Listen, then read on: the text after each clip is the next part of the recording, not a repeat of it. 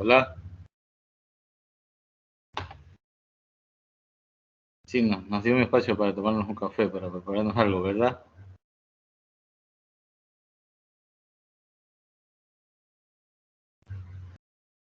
Compañero. Pregunto que si el profesor nos dio 5 o 10 minutos para prepararnos algo, un break, algo así, ¿no? Sí, sí, un break. No entiendo. Se cruza.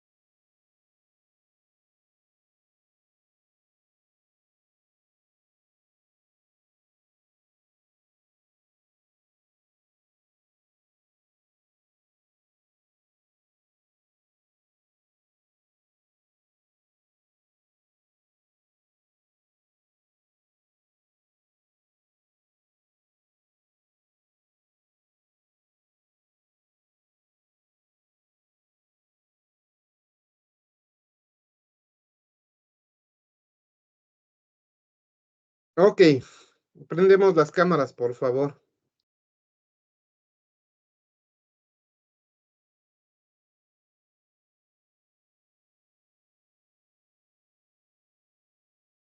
Bueno, estaba leyendo algunas de las de las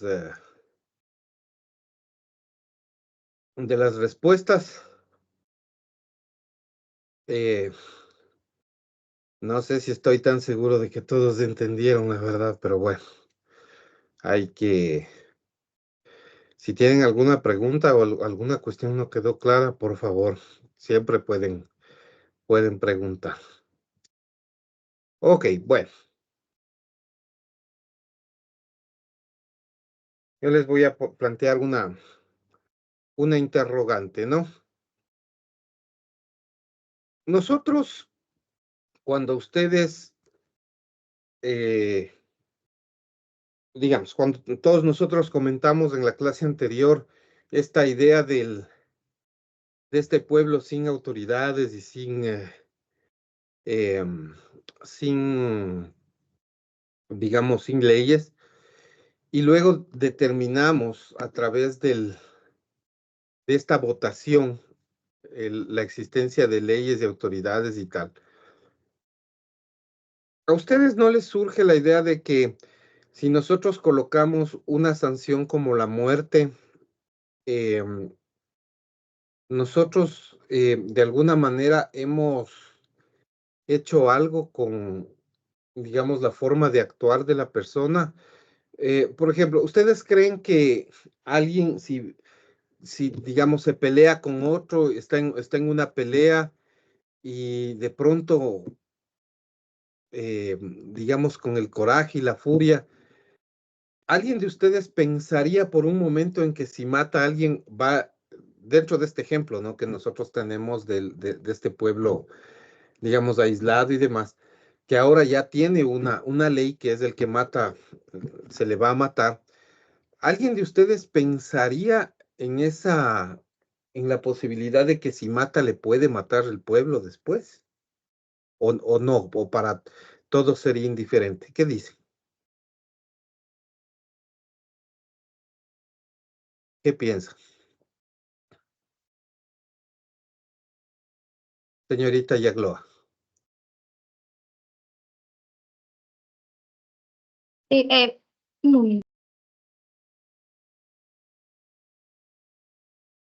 Sí, de hecho yo lo había planteado anteriormente, ¿no? De Ujú. lo que nosotros decimos acerca de directamente la muerte, si antes, porque antes no había una ley. O sea, quizás Correcto. esa persona no sabía qué era lo bueno, qué era lo malo, o no tenía una noción de algo correcto porque no lo sabía. Entonces, antes de la clase yo justo había mencionado eso y por eso yo propuse otra opción antes Ajá, que la muerte. Ujú. ya. Pero, digamos, la pregunta va un poco más allá.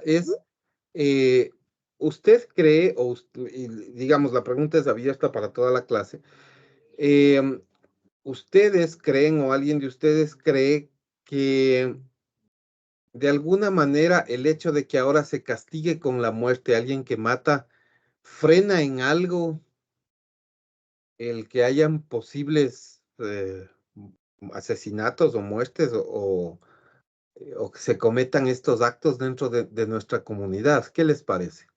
¿Creen ustedes que de alguna manera el que haya esta sanción frena un poco el que haya más muertes?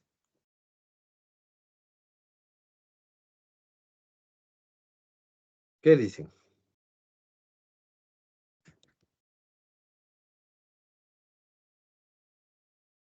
Profe, Ujú.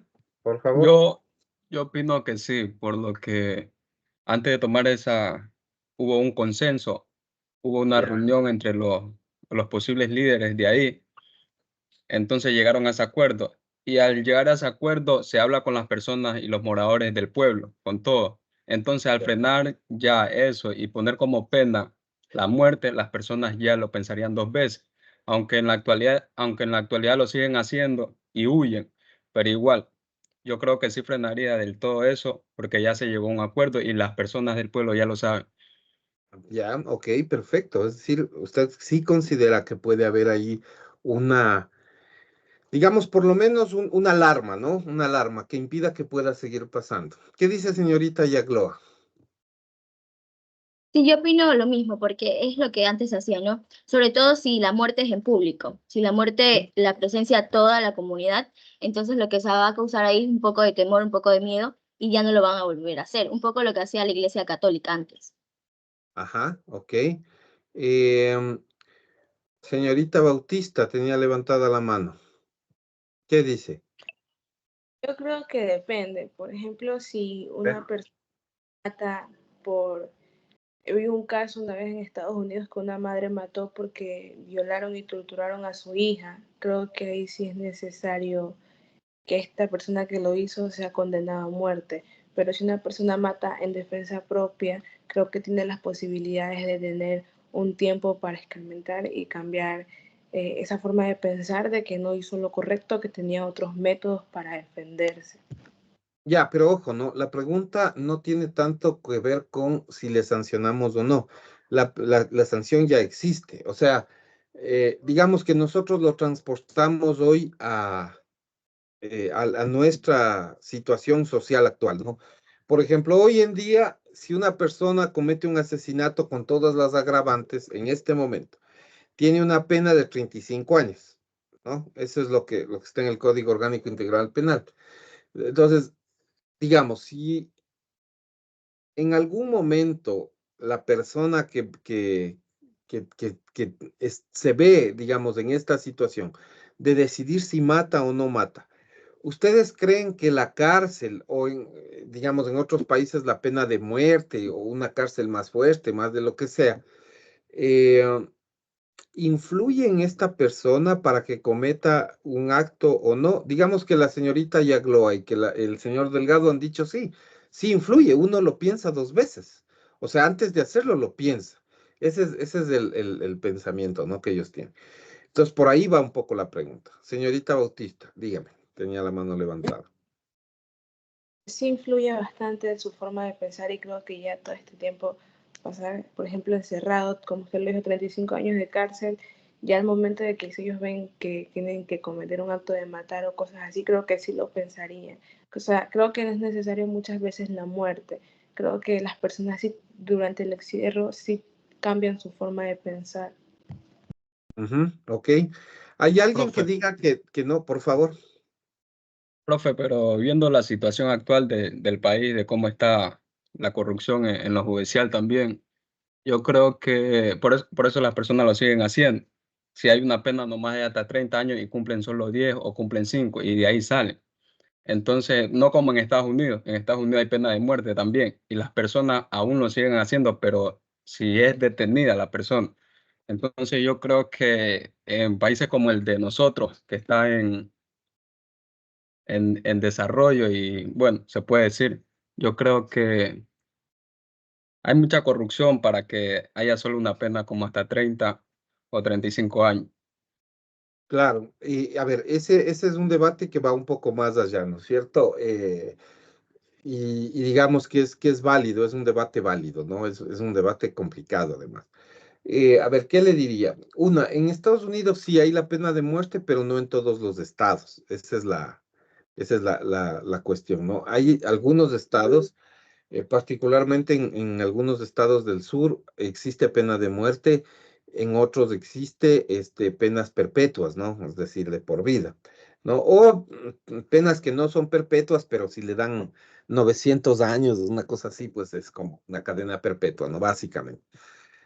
Bueno, ese tipo de cosas, digamos que sí, son teóricamente, ¿no? En el caso del Ecuador, sí tenemos un problema, principalmente por la fiabilidad en la función judicial, o sea, en la parte de los jueces, ahí tiene toda la razón. Ese es digamos que ese es un talón de Aquiles.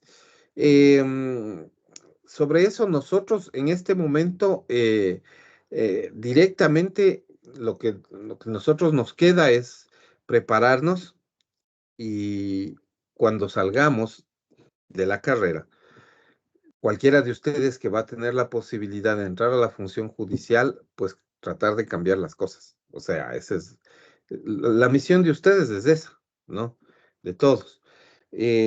Nosotros, digamos, yo ya en mi rol no es estar ahí, evidentemente. Mi rol es, digamos, darles herramientas o compartir con ustedes algunas herramientas de las cosas que yo he aprendido para que ustedes, digamos, empleen eso, lo utilicen adecuadamente y puedan, digamos, seguir estudiando, ¿no? Y seguir preparándose. Ese es mi rol, digamos, hasta ahí llega mi parte. Y ya digamos que como estudiantes, lo que sí es importante que ustedes tengan en cuenta es que ustedes van a tener que, am, digamos que, salir de la carrera y muchos de ustedes seguramente van a optar por el lado judicial. Y cuando uno opta por eso, pues tiene que, digamos, hacer un buen papel, si no repetir lo que ya se ha hecho. La idea es hacer algo mejor. Y eso va por ahí, pero en general es una cosa que nos pasa. En todo caso, en síntesis, lo que veo y lo que creo que, no sé, a menos que alguien esté como en contra, pero yo creo que sí hay un tema comportamental, ¿no? De comportamiento. Y yo les quiero hacer notar otra cosa que nosotros hicimos, ¿no? Eh, nosotros, digamos, lo que les estoy colocando aquí es un poco, eh, tiene que ver con el concepto de derecho y de lo que nosotros estamos estudiando y haciendo, ¿no? Em, Tiene que ver con la regulación del comportamiento. O sea, esto que decíamos, que decía el señor Delgado, que decía la señorita Yagloa, también la señorita Bautista de alguna manera, o sea, esto que ellos decían, sí, sí, o sea, capaz que sí me lo pienso, o sea, si me van a matar, sí me lo pienso, o si me van a dar unos años de cárcel, sí me lo pienso, más allá de, digamos que en un mundo, digamos, en donde la ley se cumple, ¿no? Porque claro, siempre nosotros tenemos este ejemplo que es penoso de que en nuestro país la parte judicial, pues, y digamos que muchos estamentos por el tema de la corrupción y tal no funcionan adecuadamente, pero en teoría debería funcionar así, o sea, la persona que va a matar, antes de disparar, se lo va a pensar dos veces, si me cogen, quedaré preso por tantos años o de por vida o me darán pena de muerte. Entonces, en general, la idea es que dentro de lo que nosotros hicimos, sí hay esta idea de regular el comportamiento humano. O sea, de alguna manera, cuando está la sociedad primitiva, cuando está en estado de naturaleza, claro, se matan unos a otros, se vengan y todo. Entonces, no hay esta idea enraizada del castigo. El castigo surge cuando ya se establecen las leyes. Y eso me parece que sí regula el comportamiento. O sea, de alguna manera siempre te van a regular el comportamiento. Y en la vida diaria nuestra pasa eso, ¿no? O sea, regula el lado del comportamiento. Yo siempre me recuerdo, por ejemplo, em, eh, una de las cosas digamos, que yo les puedo contar como experiencia de vida, ¿no? Durante muchos años yo fui funcionario público y trabajaba en una empresa que es la Corporación Eléctrica del Ecuador, y trabajaba en el área de transmisión, que son estas torres enormes que ustedes ven en las carreteras, ¿no? Que llevan energía eléctrica de los proyectos a las ciudades. Y entonces una de las cosas que nos pasaban era que nosotros cuando se hacía la construcción, yo como abogado estaba encargado de la parte de la servidumbre que se llama, ¿no? Es decir, del derecho de paso o derecho de vía, donde iban las torres. Entonces teníamos que ir a conversar con los propietarios para decirle, vea, tengo que poner una torre en su terreno porque vamos a llevar la energía eléctrica de una provincia a otra. Y entonces eso era un poco complejo, ¿no? ¿Qué es lo que pasaba? Que en algunos casos, cuando había una afectación muy grave de su terreno, había que expropiarles. Y la expropiación es una venta forzosa. O sea, eh, el Estado tiene legalmente la facultad de quitarle la propiedad a alguien cuando se trata de una obra pública o de una obra que tiene que ver o de una acción que tiene que ver con el bienestar nacional. Entonces, claro, a esa persona se le limita la propiedad en pro de llevar energía eléctrica a una amplia gama de gente. Entonces ustedes pónganse a pensar en, por decirles algo, Coca-Cola Sinclair, como proyecto hidroeléctrico, generaba una cantidad de megavatios que abastece en realidad prácticamente, o sea, toda la generación de Coca-Cola Sinclair abastece a Quito y Cuenca juntas, ¿no? Es decir, es una parte importante. Yo diría Pichincha y Azuay en realidad, juntas. El 30%, 32%. De todo, a nivel nacional, pero. A nivel nacional, sí, aporta con 32%. Eso es Pichincha y Azuay, básicamente, ¿no? Totalmente. Entonces, el tema es que, digamos, esto es comportamental, ¿no? Una de las cosas que normalmente pasaban y con las que yo me encontré un montón es que cuando uno iba a decirle a la gente, oiga, tengo que expropiarle, la gente decía, bueno, o sea, ya no puedo hacer nada, es una obra del gobierno, hay que expropiarle, chuta, bueno, ni modo. Entonces, me va a pagar. ¿Cuánto me va a pagar? Entonces, ahí viene el problema, ¿no? Que una costumbre que hemos tenido los ecuatorianos es que en las escrituras, cuando uno compra y vende bienes, terrenos, este tipo de cosas, no pone el valor real. No se pone el valor real. ¿Por qué? Porque la gente, y esto les digo por experiencia, porque vi un montón de casos, o sea, no se pueden imaginar cuántos casos vi de estos. Y es que la gente, por decir algo, tiene, digamos, 100 metros cuadrados, ¿ya? Y cada metro cuadrado, por decir algo, en ese sitio vale $100, ¿ya? Entonces, digamos que eh, si son 100 metros cuadrados, son $10,000 que vale el terreno, ¿ya? 100%, 10,000. Entonces, digamos, ese terreno lo compró por 10,000 y como tiene que pagar como el 4%, creo que es el impuesto. Ahora no sé muy claro, yo generalmente no memorizo y no es ese mi campo específico de trabajo, pero generalmente se paga como el 4% como impuesto a la transferencia de dominio que se llama. Entonces yo compro el terreno y tengo la obligación de pagarle al Estado el 4% de esa transacción. En $10,000 más o menos deben ser unos $400, creo yo, ¿no? $400. Ese es el impuesto. Entonces, compro en 10,000, pero tengo que pagarle 400. Pero ¿qué es lo que pasaba? Que mucha gente, para evitar el pago de esos $400 al Estado, cuando hacía la escritura pública y la inscribía, no declaraba que compraba por 10,000, sino declaraba, por decirles algo, que pagaba 1,000. Entonces pagaba 1,000 por el terreno, no, pago 1,000 por el terreno en papeles, o sea, la escritura y todo lo que va al registro de la propiedad y que quede inscrito digamos, en el catastro del municipio. Todo eso dice 1,000. O sea, el terreno de 100 metros vale $1,000, porque eso es lo que declaró. En realidad pagó 10,000, pero como quiso evitarse los 400 de impuestos, declaró 1,000. Entonces ya no pagó 400, pagó $40 de impuestos. Y listo, y vivió feliz y todo lo demás, y no hay problema. Entonces, cuando llega la obra pública, y esto ya les digo, yo era parte de esta empresa, entonces le decía, ay, vea, chuta, disculpe, pero hay que expropiarle. Tengo que expropiarle porque por aquí va a pasar la línea de transmisión y me toca expropiarle porque le voy a dañar gran parte de su terreno. Entonces decía, bueno, ya ni modo. Entonces, ¿cuánto me van a pagar? ¿Qué es lo que dice la ley? Páguele el 10% más, o sea, usted puede negociar entre el 10% más o 10% menos del avalúo catastral. Entonces yo iba y obtenía el avalúo catastral del municipio y el municipio me decía, ese terreno vale 1,000.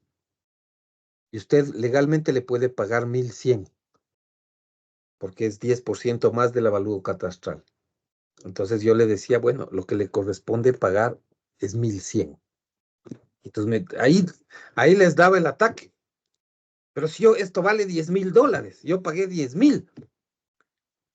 Chuta, es que lo que pasa es que en su escritura y en todos los papeles que usted tiene dice 1,000. No dice 10,000, dice 1,000.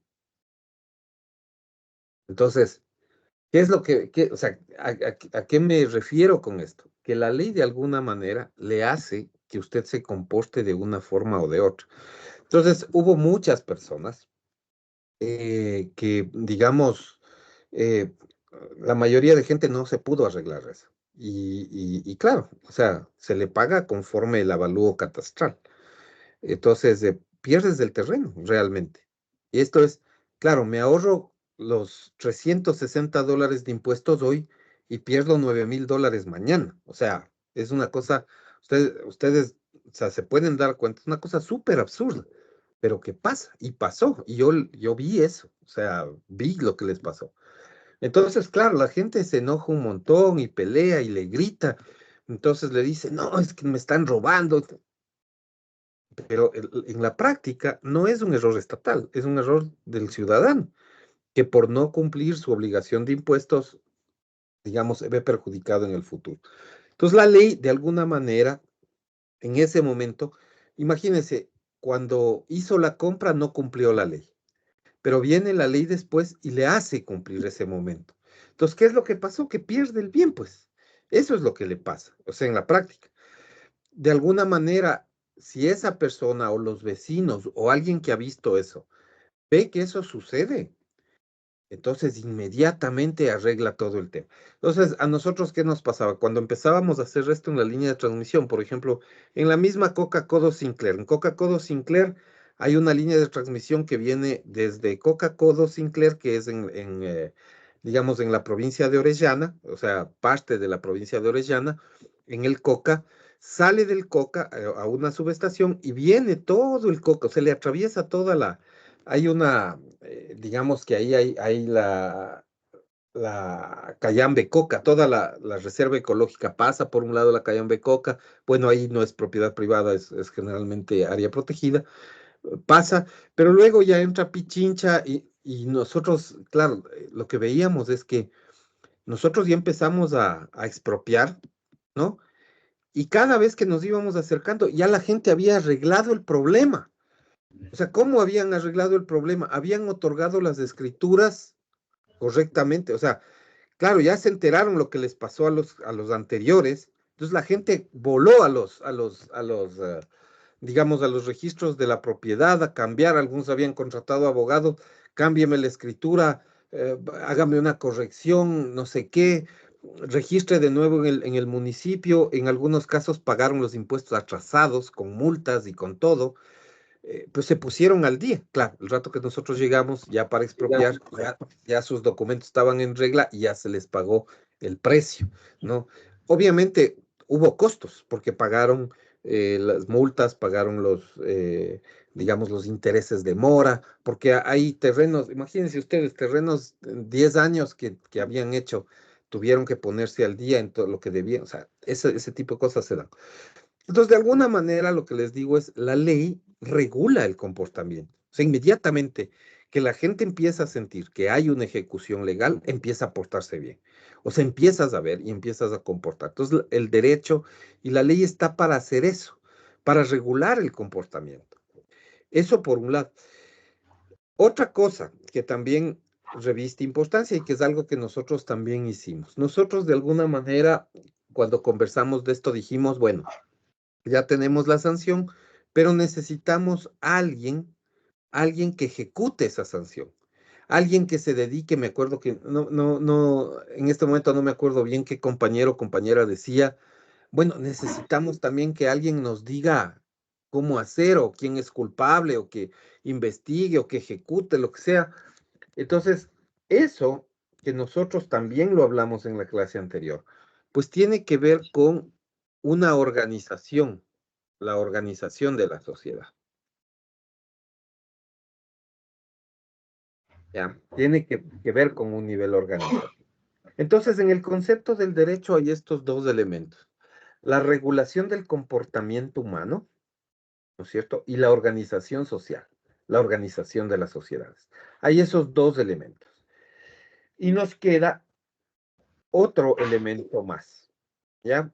Nosotros en la vida social, y esto es una cosa que también pasa, también de alguna manera nosotros lo abordamos. Nuestra vida social está hecha de normas. O sea, en la sociedad, para que pueda funcionar bien, siempre hay normas, ¿ya? O sea, hay normas de diferentes clases, ¿ya? Ustedes, si ustedes quieren, digamos, como para que se vea un poco mejor, les voy a hacer aquí un cuadrito, ¿ya? Hay normas de muchas clases, ¿ya?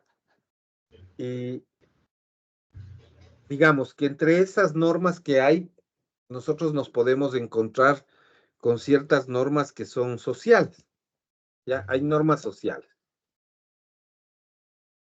Entonces, por ejemplo, las normas digamos, que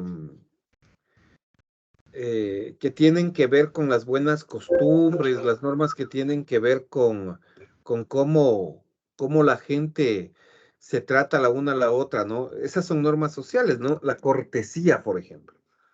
Eso es una norma social, ¿ya? La cortesía, ¿sí? El decir buenos días, el decir muchas gracias, hasta luego, despedirse, ceder el asiento en el transporte público a una persona mayor o a una dama embarazada. O sea, son normas de cortesía, ¿no? Las normas de etiqueta son normas sociales, de etiqueta. ¿Ya? O sea, si me invitan a una fiesta, no me voy a ir en calentador, ¿cierto? O sea, me voy a ir con un buen terno, me voy a ir bien acicalado, o sea, me voy a ir bien vestido, quiero decir, ¿no? Igual si me invitan a un partido de fútbol, no me voy a ir con terno, o sea, me voy a ir bien equipado, o sea, hay normas específicas, ¿no? Para ir a un sitio, para asistir a un evento determinado, ¿no? Normas sociales.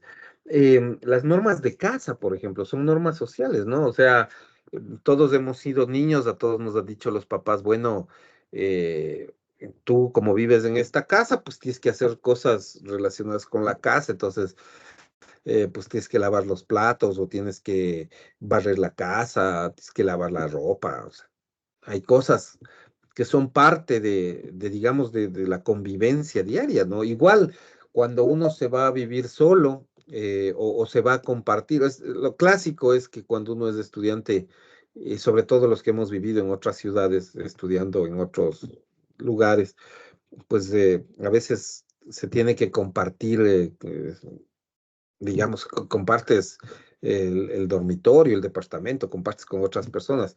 Bueno, tiene que haber normas básicas de convivencia, es decir, yo me imagino, ¿no? O sea, tú estás estudiando y digamos, tu compañero de departamento no se puede poner a escuchar música o invitar amigos a hacer una fiesta mientras tú estás estudiando. O sea, debe haber, digamos, un acuerdo básico para eso, ¿no? O sea, no puedes digamos, impedirle al otro que haga lo que tiene que hacer, ¿no?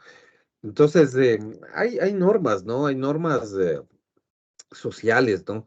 Hay otro tipo de normas, por ejemplo, hay normas morales también, normas morales, que tienen que ver en realidad las normas morales por lo general tienen que ver con valores. Ya son valorativas las normas morales, tienen que ver con ciertos valores, ¿no?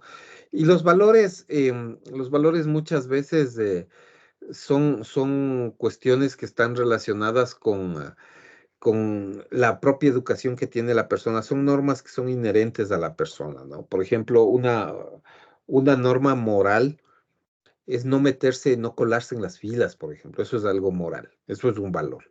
O sea, respetar el turno del resto. O sea, yo, digamos, tengo que coger un turno para algo, ¿no? Por ejemplo, yo que me he hecho atender un montón de veces en el IES, por ejemplo.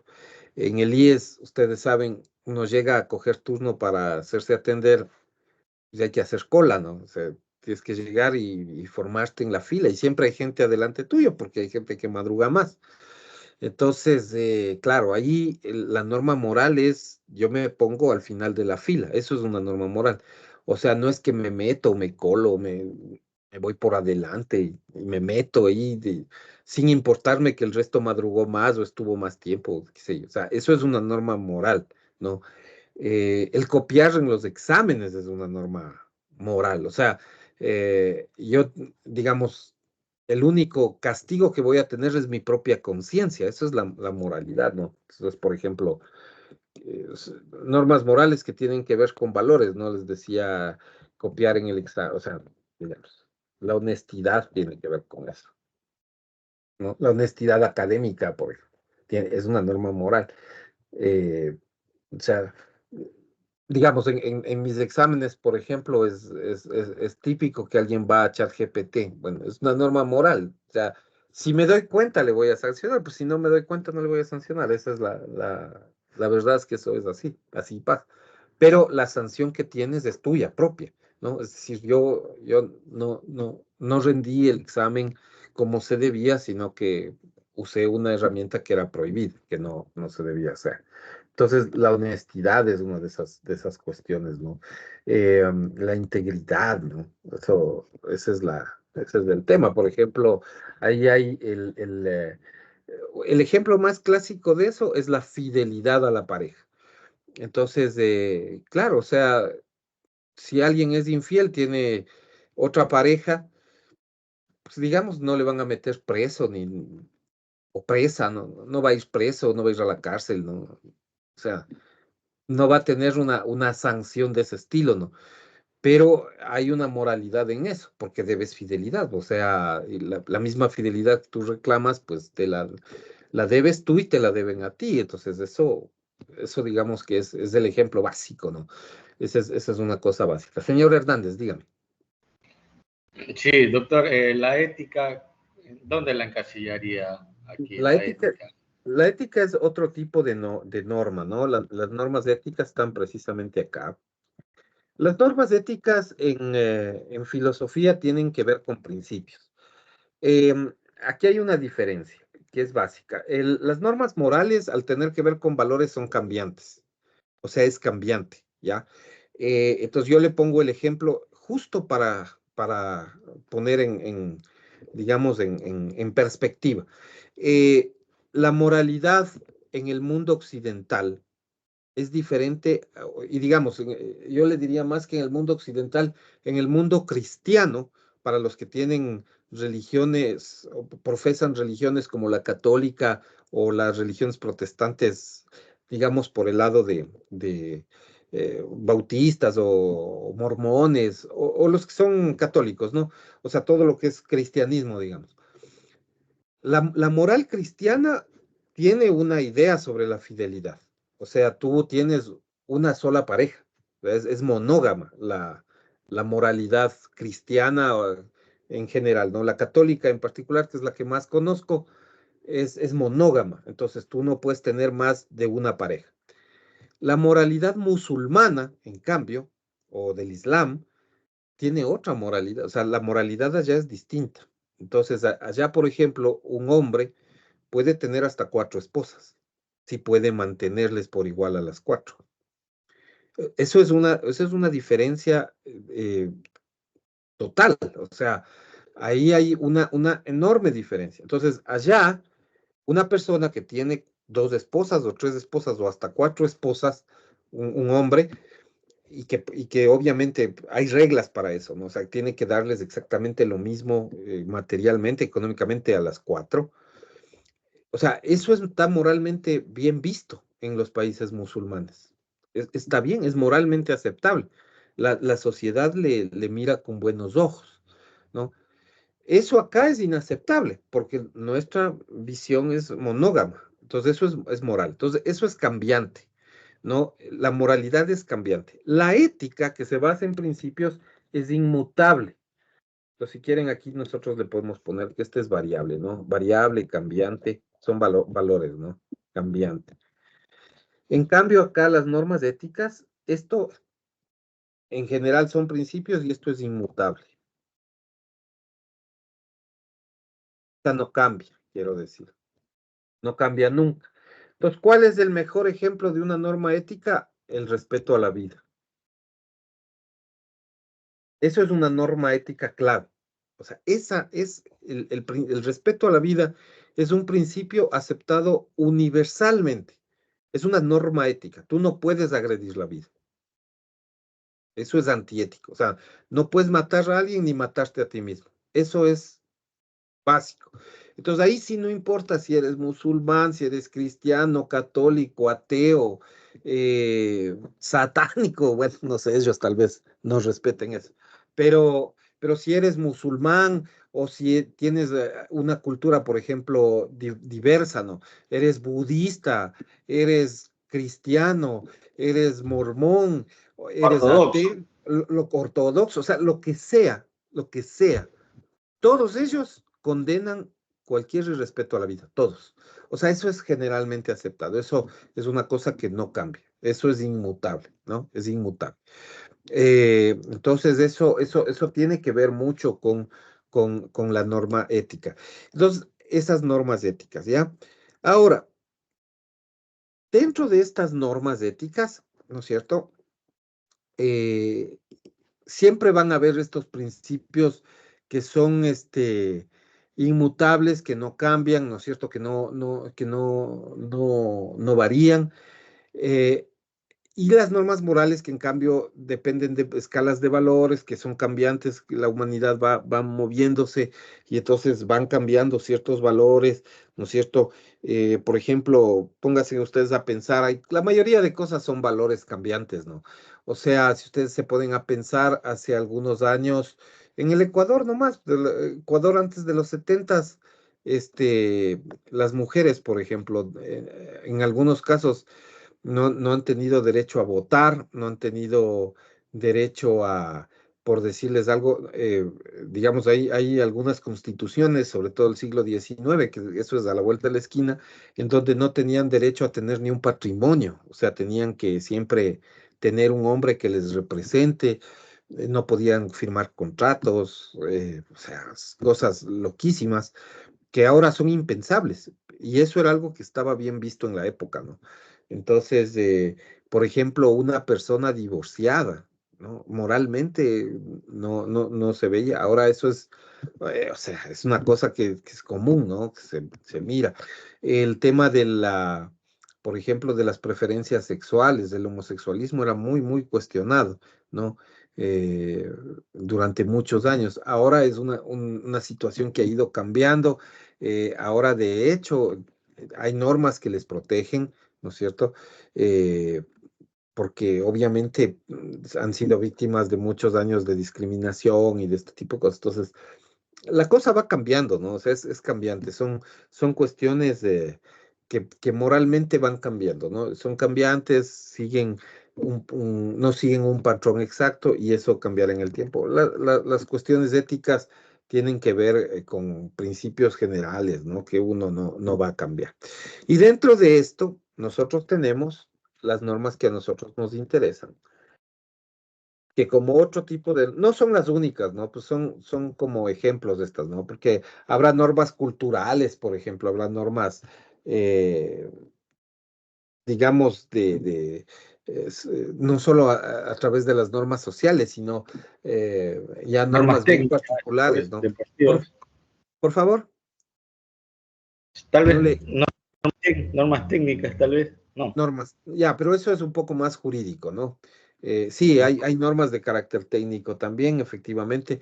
O sea, sí, digamos, hay normas técnicas, ¿no? Que uno debe verificar. Claro que sí, que no necesariamente están en la ley, aunque la gran mayoría están en la ley. Y hay normas jurídicas, ¿ya? Que son normas que, digamos, están establecidas a través de un procedimiento.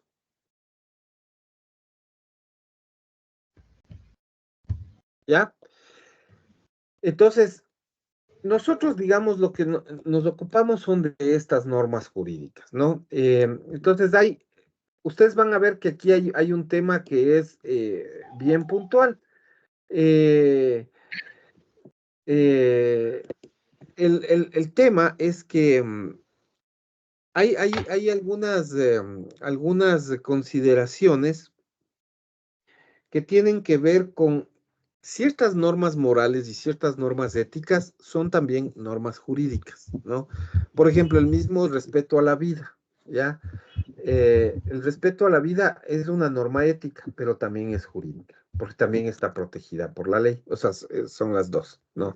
Y por ahí habrán cosas, habrán cuestiones que son sociales, ¿no es cierto?, que pasan a ser normativas. Por ejemplo, las normas de etiqueta, por ejemplo. Las normas de etiqueta, digamos, son normas sociales en principio. O sea, esto que yo les decía, que tienes que ir, si vas a trabajar, tienes que ir con un buen terno o bien presentado, o si vas a una fiesta y tal. Bueno, eso se puede volver jurídico si es que, por ejemplo, en el sector público, que esto pasa en general, eh, en el sector público, por ejemplo, y en algunas instituciones privadas también, por ejemplo, me digan, tiene que llevar uniforme. O sea, va a ser norma de aquí en adelante jurídica que lleve uniforme. Entonces, por ejemplo, si en la Universidad Católica me dicen, oiga, desde mañana usted es profesor y todos los trabajadores de la universidad les vamos a dar un uniforme, pero el uso es obligatorio, ya deja de ser una norma social y pasa a ser, o sea, no deja de ser una norma social, sino que además pasa a ser jurídica, porque ya me van a exigir. O sea, va a ser las dos cosas. Y eso es algo que pasa, o sea, sí pasa eso en las instituciones. Hay muchas instituciones que les exigen que vayan con uniforme, por ejemplo. Entonces ahí ya es una norma social, sí, ir bien vestido al trabajo, pero además es jurídica porque si no va bien vestido va a tener una sanción. Entonces esa es la idea. Ahí hay un marco ya normativo, un marco legal, y eso está establecido a través de todas las normas. Entonces, por ejemplo, el respeto a la vida está en el Código Orgánico Integral Penal, porque si uno mata a alguien va a tener una sanción de carácter penal, una privación de libertad, etcétera. Entonces eso va a pasar, ¿no? Eh, pero hay normas, como les digo, que tienen que ver con honestidad, con integridad. Por ejemplo, la honestidad académica, ¿ya? La honestidad académica. Eso ha sido realmente cambiante. O sea, la honestidad académica tiene que ver mucho con evitar el plagio, por ejemplo. Y el plagio es una cuestión legal. O sea, eso está castigado incluso por la ley hoy en día. Eh, pero ha sido el resultado de varios años de que, digamos, se van incorporando normas, ¿no? O sea, uno no puede apropiarse de la propiedad intelectual del otro, ¿no? O sea, eso es lo que pasa con eso, ¿no? Si yo cojo un libro y copio un párrafo textualmente y lo presento a mi profesor como que si fuera mi trabajo, pero no es mi trabajo, yo copié de un libro. Pero ese libro está hecho por otra persona que lo pensó diferente, que hizo su trabajo, y yo lo único que hice es coger y copiar, entonces no.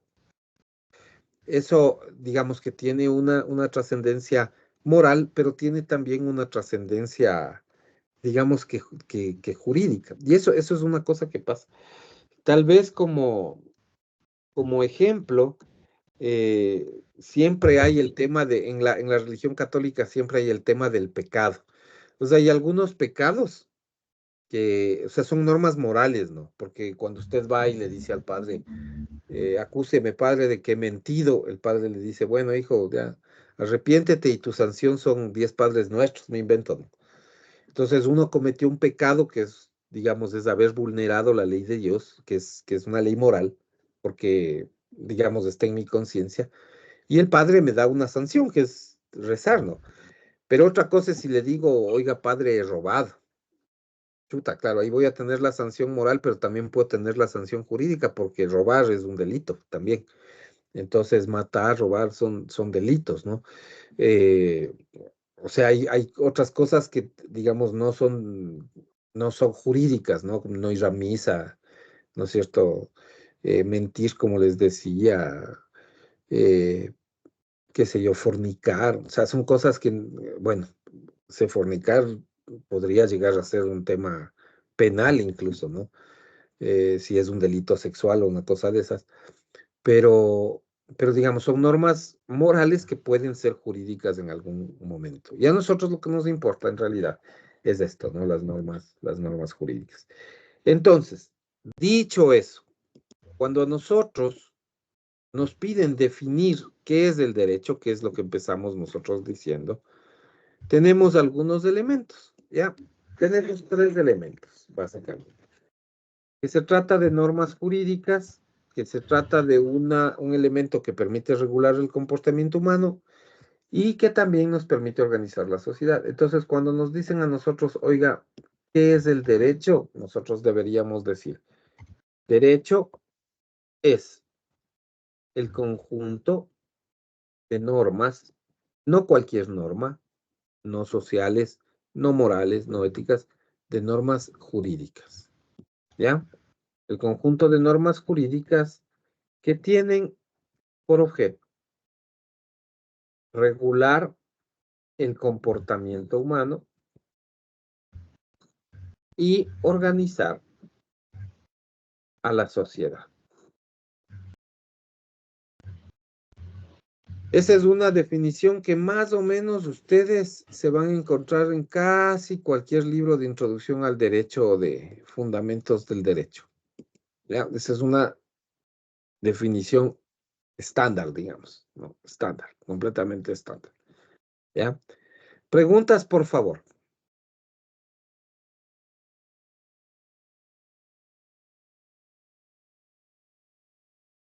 ¿No hay preguntas?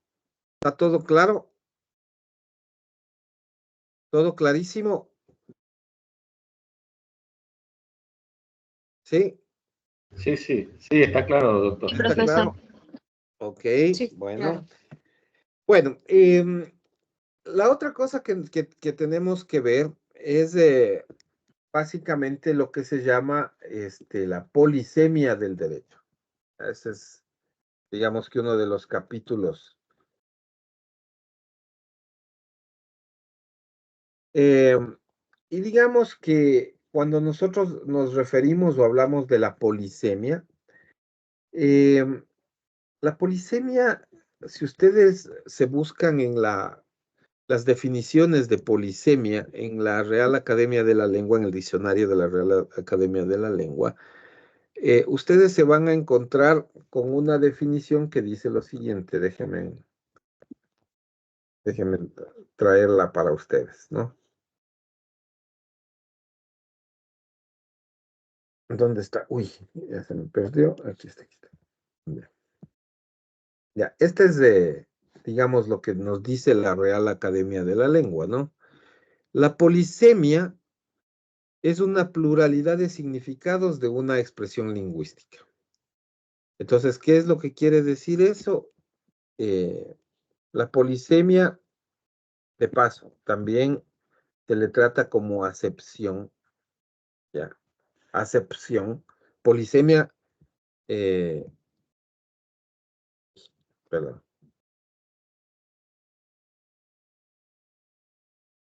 La polisemia es, digamos, la pluralidad de significados, o sea, son varios significados que tiene una palabra.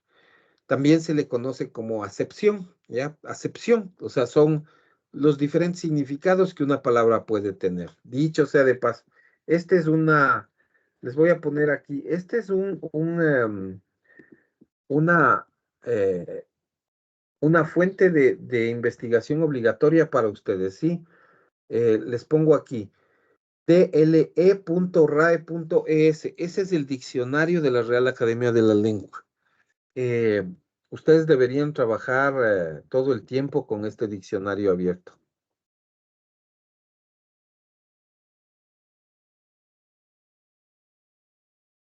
O sea, sí hay impreso, ¿no? Yo le tengo impreso, no sé dónde, pero son un montón de tomos. Le tengo por aquí.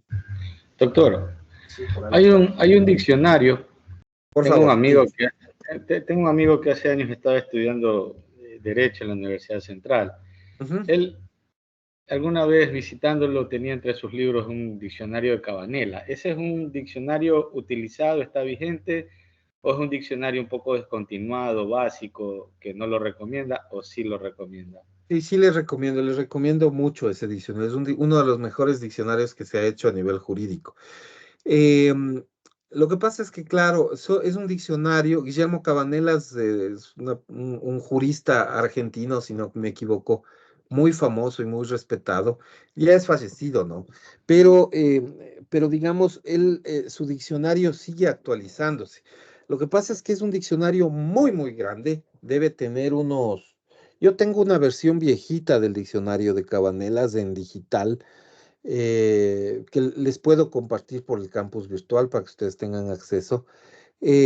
Claro, no está actualizada, yo no sé de qué año es, creo que es de los noventas, del noventas del siglo pasado. 98, 99 me parece que es la versión que yo tengo. Pero es muy útil, sobre todo para nuestro nivel, es muy útil, ¿no? Es muy útil porque nosotros estamos viendo fundamentos del derecho y estos fundamentos son cosas que no han variado durante, digamos, miles de años y probablemente no varíen en un futuro cercano. Entonces, para nuestro objetivo, ese diccionario es correcto. Ya para cosas más especializadas, por ejemplo, si ya ustedes ya cuando estén en cursos más, más, más, más avanzados, digamos, ya en un, eh, póngase en un sexto nivel, séptimo nivel, ya cuando vean cosas, ya teoría del delito, teoría de la pena en derecho penal, o ya vean cuestiones específicas en materia civil o en materia administrativa, ahí ya no les recomiendo tanto, porque el diccionario es un diccionario de carácter general del derecho. Y entonces ahí más bien yo ya les recomiendo que vayan a textos actualizados de la materia en particular, para que vean conceptos y tal, porque eso también, ustedes saben que el derecho es una cosa que cambia súper rápido y claro, nosotros nos vemos abocados a tener normativa diferente dentro de relativamente poco tiempo. O sea, yo siempre les digo como ejemplo, cuando yo estudiaba en la universidad estaba vigente la Constitución del 78, ¿no? La Constitución que se promulgó en el año 79, o sea, se hizo en el 78, se promulgó en el 79 y estuvo vigente hasta 1998. Entonces, yo estudié la Constitución, yo tuve derecho constitucional antes de que surja la nueva Constitución en ese tiempo, la de que se hizo en Sangolquí en 1998. Y claro, para mí, yo estudié la Constitución del 78, pero tuve que rendir mis exámenes de grado con otra Constitución, que era la del 98. Y claro, me gradué, estuve profesionalmente algunos años, di clases con la Constitución 98 y tuve que luego empezar a dar clases con la Constitución 2008, que es lo que pasa hasta ahora. Entonces, imagínense eso a nivel constitucional, que es la norma que se supone que menos cambia. Claro, yo personalmente he vivido 3 constituciones distintas y un montón de reformas, ¿no? De todas esas. Entonces, es cambiante. Ahí yo sí les recomiendo que se vayan a las cosas ya más puntuales. Pero Cabanelas está bien, está muy bien Guillermo Cabanelas para esto, ¿no? La Omeva también es otra enciclopedia buena. Si es que ustedes, alguien tiene acceso, la universidad me parece que sí tiene una copia de la Omeva también. Esa también es buena. O sea, todas esas son buenas.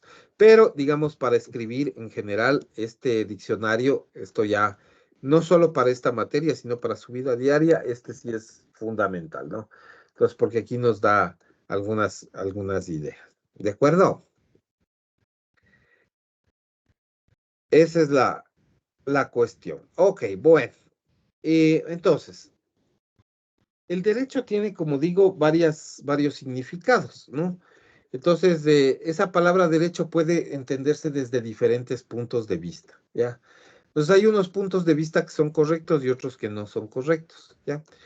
La primera cuestión es, digamos que entender el derecho como palabra, el derecho como ciencia. Digamos que esa es una primera acepción, derecho como ciencia, ¿ya? Y entonces cuando nosotros hablamos del derecho como ciencia, digamos, esta es una acepción correcta. El derecho es una ciencia, ¿ya? El derecho es una ciencia. Eh, ¿Por qué decimos que el derecho es una ciencia? Porque el derecho está conformado por un silogismo, ¿ya? El silogismo es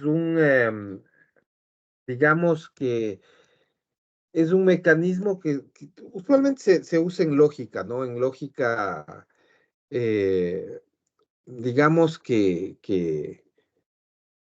nos permite determinar cuándo una disciplina puede ser considerada como una ciencia. Un silogismo en general es un argumento. Es un argumento que tiene 3 proposiciones, ¿ya? Entonces les voy a explicar eso, ¿ya? El silogismo jurídico tiene 3 proposiciones. Es un argumento con 3 proposiciones. Una premisa mayor, una premisa menor y una conclusión. Esas son las 3 proposiciones. ¿Cómo funciona? ¿Ya? ¿Cómo funciona en el derecho? Pues esto es una cuestión de lógica. Esto funciona como un efecto, es como una causa-efecto. Entonces, primero quizás valga la pena algo práctico, ¿no es cierto? Pues algo práctico es, o sea, no sé si ustedes pueden ver. Una premisa mayor es la ley de la gravedad. Todos saben lo que es la ley de la gravedad, ¿no es cierto? Es la teoría que establece que en el centro de la Tierra hay un núcleo que atrae las cosas hacia él, ¿ya? Por eso nosotros no nos caemos del planeta, ¿ya? Entonces, si hay una premisa mayor que dice, en el mundo existe una ley de gravedad que hace que todos los objetos sean atraídos hacia el centro de la Tierra. Y yo coloco este esfero en el aire. Ustedes lo ven, ¿no? Todos lo ven. Coloco el esfero del aire y lo suelto, el esfero cae. ¿Ya? Esa acción de soltar el esfero es una premisa menor. Tengo la ley de la gravedad, premisa mayor. Dejo caer o sea, suelto el esfero en el aire, la premisa menor. Acción. La conclusión es que el esfero se cae, porque se aplica la ley de la gravedad. Así de fácil. Eso pasa en el derecho. Es un silogismo. Entonces, en el derecho, la premisa mayor es la ley. La premisa menor es la acción humana. Y la conclusión es el efecto jurídico. Explicación ya legal. La ley dice que cuando tú estás conduciendo, la ley de tránsito y transporte terrestre dice que cuando tú estás conduciendo un vehículo regulado por esa ley, si tú te encuentras en el camino con un semáforo que está en rojo, tú tienes que detenerte. Si me encuentro en el camino con un semáforo en rojo, tengo que detenerme. ¿Ya? Si me detengo, no hay efectos jurídicos, porque he cumplido exactamente lo que dice la premisa mayor. Si ves un semáforo en rojo, detente. Yo me detengo, no hay efecto jurídico. He cumplido la ley. Pero, si en lugar de detenerme yo sigo, he incumplido la ley. Entonces, si hay un policía cerca que me miró pasarme el semáforo, me detiene, tiene la potestad de imponerme una sanción. ¿Por qué? Porque no cumplí la premisa mayor, que está lo que estaba en la ley. ¿Ya? Pues la ley es en este caso la premisa mayor, mi acción de haberme pasado el semáforo es la premisa menor, la conclusión será, es una pena privativa de libertad por pasarme un semáforo en rojo, ¿no? Y una multa, me parece. Y perder puntos en la matrícula, en la licencia, quiero decir. Ahí está, hay una consecuencia. No solamente en ese caso, en muchos otros casos. Por ejemplo, la ley dice que yo cuando he pedido un préstamo, por ejemplo, he hipotecado un bien, ¿cierto? Para que me dé un préstamo el banco me ha prestado plata y yo he puesto en garantía mi casa, mi terreno, ¿no es cierto? Les he hipotecado para que me presten plata. Yo tengo que pagar esa deuda. Tengo que pagarle al banco mensualmente. Si yo le pago, va a haber un efecto al final, ¿no? Que la hipoteca va a revertirse y va a desaparecer. O sea, va a eliminarse ese gravamen que pesa sobre mi bien. Digamos, ya va a dejar de estar en garantía del pago de la deuda porque ya la deuda se va a extinguir ya. Entonces, la premisa mayor es, tú pagas la deuda puntualmente, o sea, tienes que pagar tu deuda, digamos lo que dice la ley. En la premisa mayor es yo voy pagando mi deuda, efectivamente voy cumpliendo lo que dice la ley y la conclusión va a ser que yo en un momento determinado voy a hacer que la deuda se extinga, desaparezca. Pero también puede pasar que yo no pague la deuda. ¿Cuál es el efecto jurídico de no haber pagado la deuda? Me ejecutan la casa. O sea, me quitan la casa, me quitan el terreno, me ejecutan la hipoteca. Pasa de mi propiedad a propiedad del banco porque efectivamente no cumplí con lo que me comprometí, con lo que decía la ley. Entonces, este silogismo jurídico le hace al derecho que se explique por sí mismo. Esto es una teoría que generalmente, digamos, se estudia cuando se estudia a Hans Kelsen, ¿no? Hans Kelsen es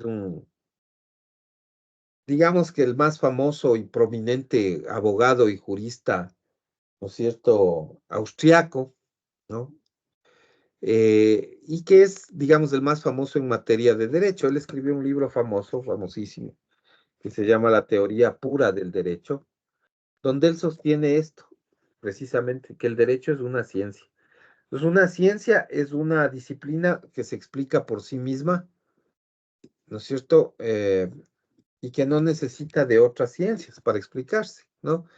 Entonces, o sea, igual que las otras ciencias, ¿no? O sea, pensemos, por ejemplo, en la matemática.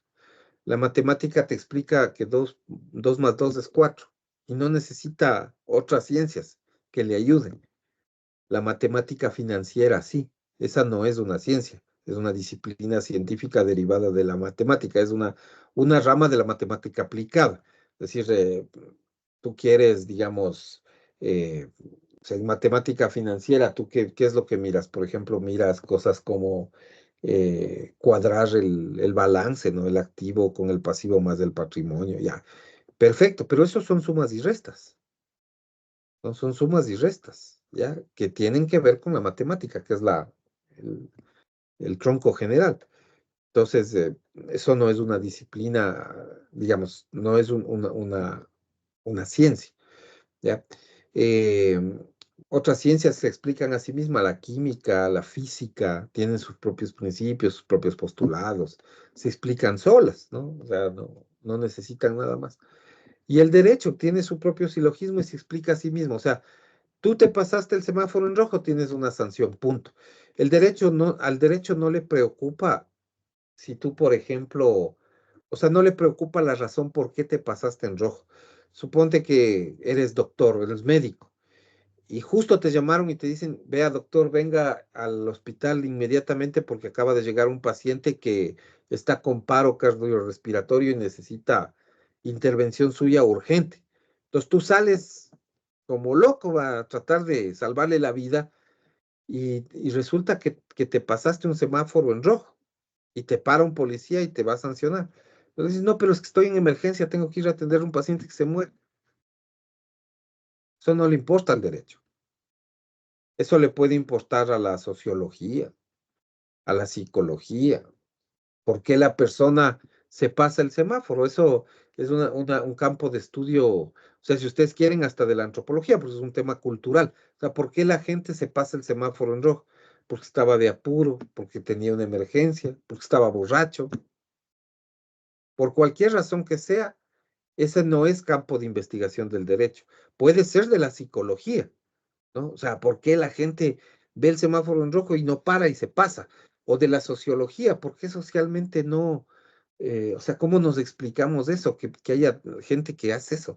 O culturalmente, a través de la antropología, o sea, ¿por qué la gente se pasa los semáforos? ¿Por qué aquí se pasan los semáforos y en otras sociedades en Europa? O sea, la misma persona que aquí en el Ecuador se pasa los semáforos o no, por ejemplo, otra cosa que es terrible aquí es que no se respetan los pasos cebras, ¿no? O sea, usted va caminando y no le paran, pues, no, siguen el vehículo y no le paran, ¿no? Cuando en otros países, si usted va a vivir en otros países, para primerito. O sea, ¿por qué? ¿Por qué aquí no respeta la ley y afuera sí? Bueno, ese es un campo de investigación, ciertamente es importante, pero al derecho no le importa. Al derecho lo que le importa es que tú cumpliste o incumpliste la ley y tienes una consecuencia jurídica, ¿no? Entonces, al derecho, por ejemplo, yo quiero comprarme una casa y la casa vale $100,000. Al derecho lo único que le importa es que tú pagues el precio y recibes el bien. Luego haces el trámite legal y la casa es tuya. Punto. No le importa si es que no tenías plata, no tienes financiamiento, si no puedes comprarla, si puedes comprar. O sea, eso no nos importa como abogado. Nos importa cumplir el contrato. Nadie dice que no sea importante, o sea, que ¿por qué no me alcanza el dinero? Porque no tengo un buen trabajo, porque estoy en desempleo, por la razón que sea. ¿Ya? Eso es importante y todo lo que quieran, sí, pero no se estudia desde el derecho, se estudia desde, como digo, no la sociología, la economía financiera, no sé, pues la antropología, la parte cultural, no sé, la psicología, sí, porque la gente no ahorra para comprarse una vivienda y prefiere gastarse de fiesta en fiestas. Eso es materia, como digo, de otras ciencias, pero no del derecho. Y el derecho, entendido como ciencia, es una de las acepciones, es una polisemia, digamos, correcta, ¿no es cierto? De acuerdo a lo que nosotros hemos visto, ¿no? Su polisemia es correcta. Una segunda es entender al derecho como tasa. Derecho como tasa. Esta es una acepción incorrecta, ¿no? Es una acepción incorrecta. ¿Ya? Esta es una acepción incorrecta. ¿Sí? Básicamente, ¿por qué? Porque esta confunde dos conceptos que son diferentes. Que es el del derecho, que es la ciencia jurídica, con lo que es una tasa. Y una tasa es un valor económico que se paga a cambio de un servicio. ¿Ya?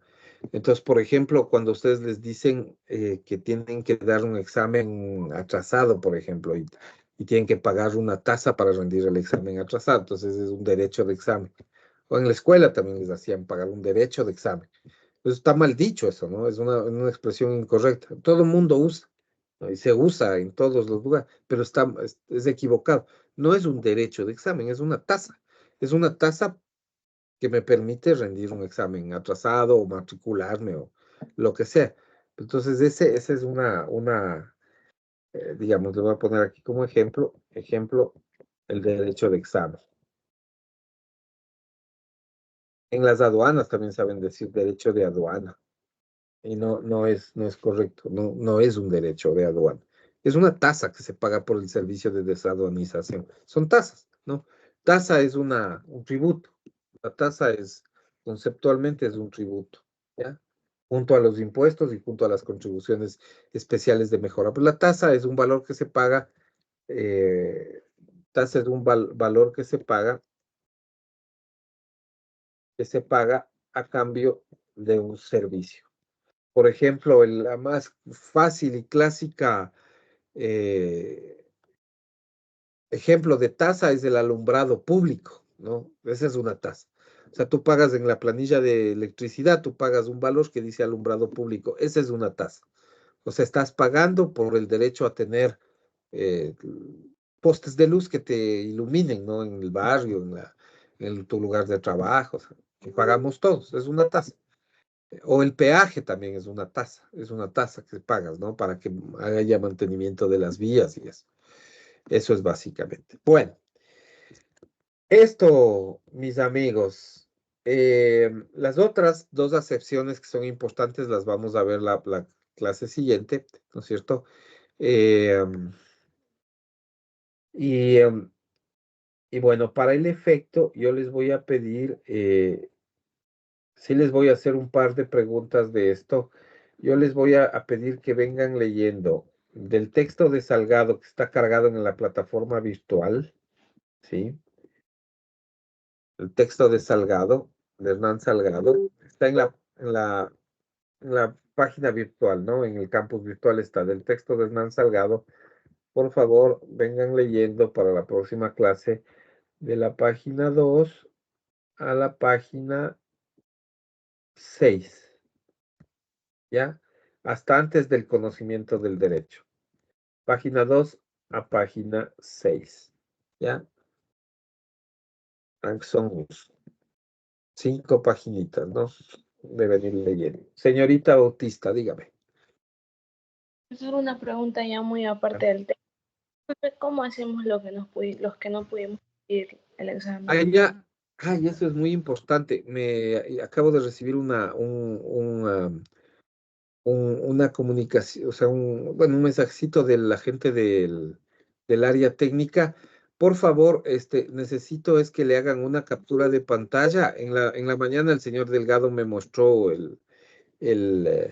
o sea, su campus virtual, donde no estaba el link para entrar al examen.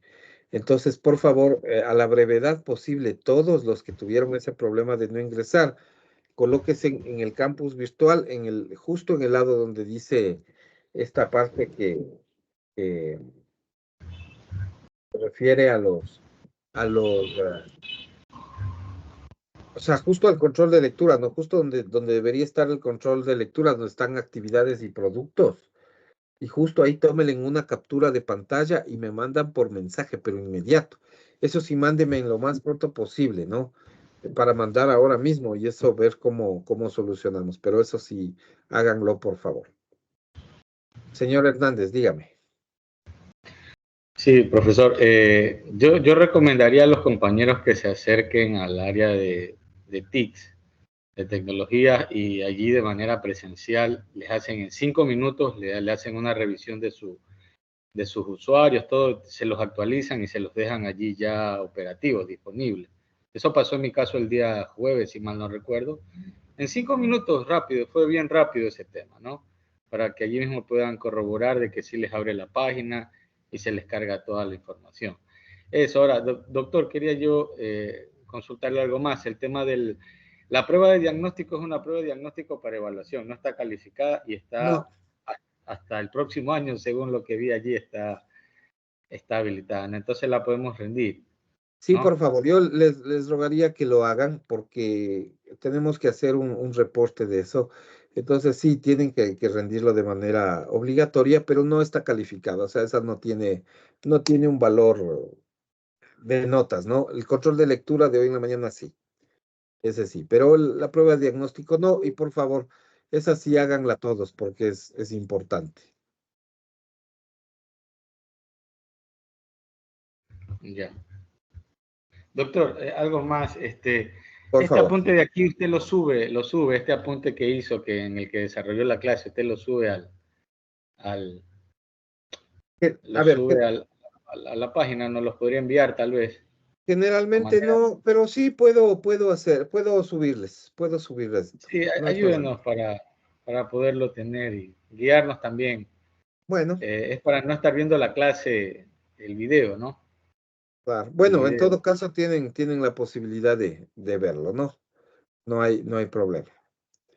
Pero sí, ya no hay problema. Les puedo subir el documento. El documento de desarrollo de la clase. Claro. Eso, nada más de De mi parte. acuerdo. Chévere. Ok, alguien más ya me están mandando eso. Bien, sí, porque si no va a ser un poco difícil, pero la sugerencia que plantea el señor Hernández para todos es en realidad es algo que sí deberían hacer, no solo por esta materia, sino por todas las otras. Verificar y que quede todo funcionando para que ustedes mismos puedan tener acceso y no perder estos accesos. ¿De acuerdo? Bueno, si no hay más preguntas, amigos, nos vemos la próxima semana. Ok, que les vaya bien. Chao, guaguas. Gracias, doctor, gracias. Gracias también, que les vaya bien. Chao, gracias.